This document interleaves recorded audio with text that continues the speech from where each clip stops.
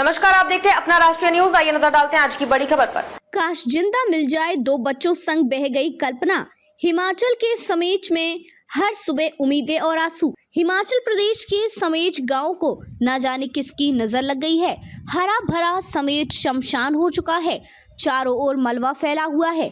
समझ नहीं आता बुधवार 31 जुलाई की उस काली रात आखिर रातों रात ऐसा हुआ क्या होगा। अब गांव के मलबे पर जेसीबी मशीनों का शोर गूंज रहा है और अगर कुछ सुनाई देता है तो चित्कार, सिसकियां। गांव के लापता लोगों की तलाश चल रही है। शायद कुछ चमत्कार हो जाए, मलबे से कोई जिंदा निकल आए। यह उम्मीद लोगों में अभी भी जिंदा है। इंस्टाग्राम पर अपनी दो बच्चों संग हंसती हंसाती कल्पना कहीं सकुशल मिल जाए, यह दुआ चल रही है। लेकिन गांव की मंजर जैसा है वह कई बार हौसले और उम्मीदों को तोड़ता है। कल्पना केदारटा महज 34 वर्ष की थी और इंस्टाग्राम पर काफी एक्टिव थी। कल्पना इंस्टाग्राम पर अपनी बेटी अक्षिता उम्र 7 वर्ष और बेटा अधिक उम्र 4 वर्ष के साथ कई सारी रील्स बनाकर डालती थी। अब कल्पना और उसके बच्चों की यादें बची हैं। समेच गांव के लापता 30 से अधिक लोगों का अब तक कुछ पता नहीं चल सका है। इन्हीं लोगों में कल्पना केदारटा और उसके 2 बच्चे शामिल हैं। कल्पना की बेटी 4वीं और बेटा 1ली कक्षा में पढ़ता था। समेच गांव शिमला और कुल्लू जिले की सीमा पर स्थित है। 31 जुलाई को आई बाढ़ में इस गांव का एक घर छोड़कर सभी बह गए। कुछ दिनों में छोड़ने वाली थी समेच गांव। जानकारी के अनुसार कल्पना एक पावर प्रोजेक्ट में अकाउंटेंट के तौर पर कार्य करती थी और उसका ट्रांसफर हो गया था। वो कुछ दिनों में समेच गांव छोड़ने वाली थी, लेकिन उससे पहले ही उनका परिवार उजड़ गया। इस हादसे में कल्पना के पति जय सिंह ही बचे हैं। दरअसल किसी काम के चलते उस रात जय सिंह गांव में नहीं थे, जिसके कारण उनकी जान बच गई। जय सिंह बस यही दुआ कर रहे हैं कि कुछ चमत्कार हो जाए और उनका परिवार वापस उन्हें मिल जाएगा। हादसे से पहले बनाई रील। हादसे से एक दिन पहले कल्पना ने एक रील बनाई थी जिसमें कल्पना कह रही थी, यार मैं सोच रही थी कि लोग कहते हैं कि काम कर लो, नहीं मौत आती, अगर आ गई तो मैं इतना बड़ा रिस्क कैसे ले लूं।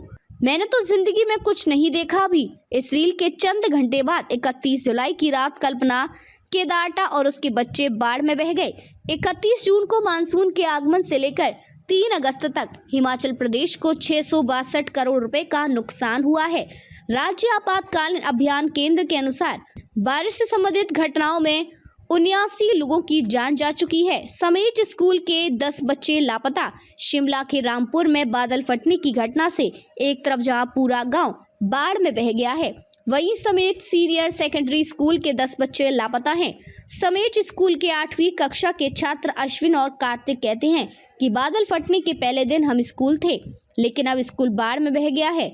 हमारी क्लास की छात्राएं बह गईं, लापता है, बहुत खराब लग रहा है। समेच गांव के बुजुर्ग बख्शी राम के परिवार के 14 से 15 सदस्य बाढ़ में बह गए हैं। देर रात 2 बजे घटना की जानकारी मिली तो वो समेच आए। दरअसल जिस समय ये बाढ़ आई थी बख्शी रामपुर में था, इसलिए वो बच गए।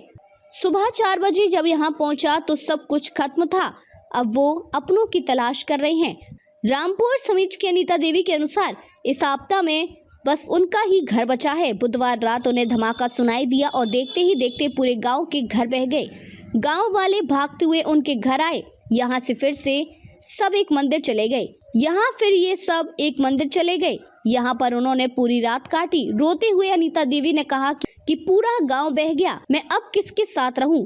कई परिवार वाले अपनों की खोज में रोज समेच गांव में आ रहे हैं। हर किसी को बस यही उम्मीद है कि काश उनके परिवार का खोया हुआ सदस्य मिल जाए। सर्च अभियान के दौरान लाइव डिटेक्टर डिवाइस का इस्तेमाल किया जा रहा है। ये सेंसर डिवाइस मलबे के नीचे दबी जिंदगियों की खोज में बेहद ही सहायक होता है।